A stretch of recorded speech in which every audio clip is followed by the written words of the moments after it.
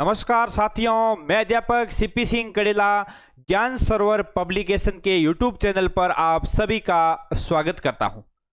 साथियों, आज मैं इस वीडियो में बात करूंगा रीट परीक्षा जो 27 व 28 फरवरी को आयोजित हुई थी।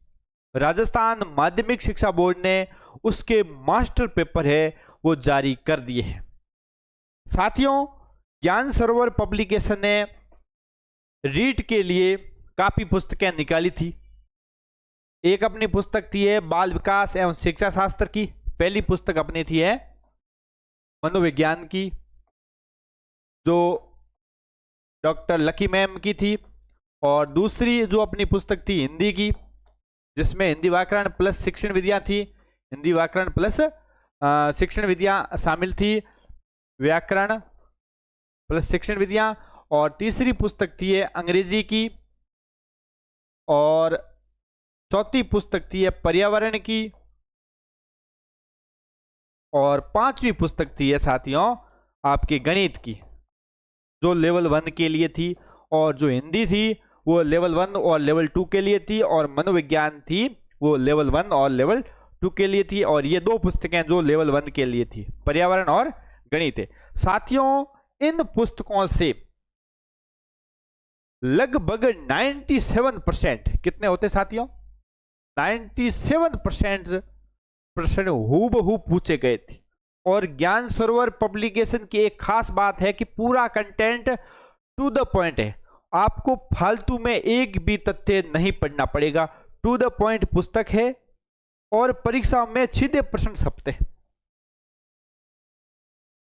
हिंदी भी मैं आपको बताऊंगा हिंदी में से कौन कौन से प्रश्न आए हैं, आगे बात करूंगा।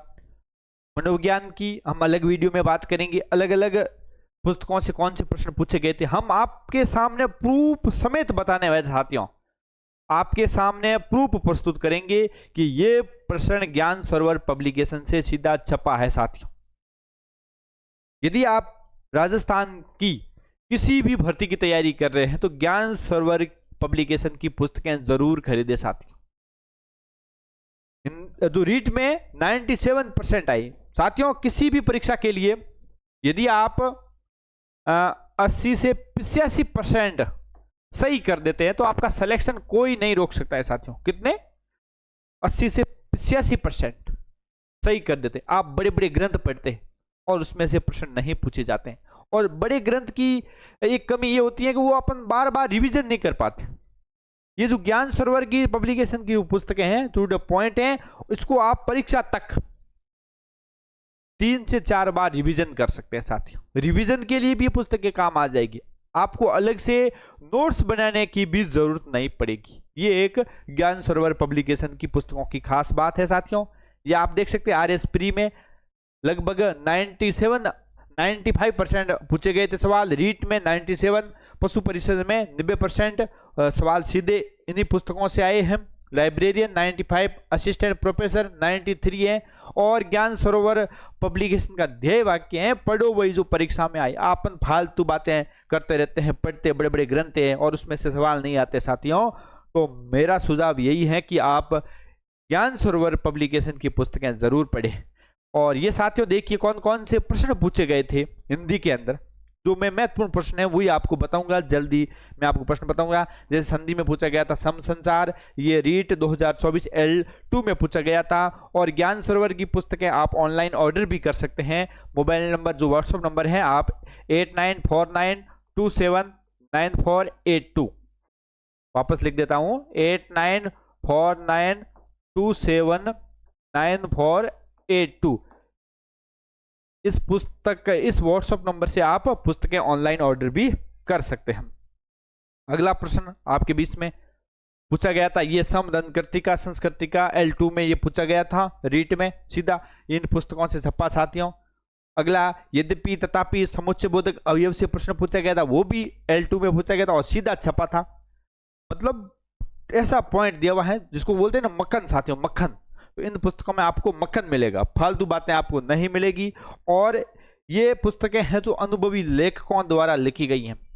बहुत ही शानदार कंटेंट है साथियों, आप एक बार पुस्तक जरूर खरीदे। मैं तो ये मेरा सजेशन यही है। ये तल्लीन है संधि का पूछा गया था L1 में, ये आया प्रश्न है।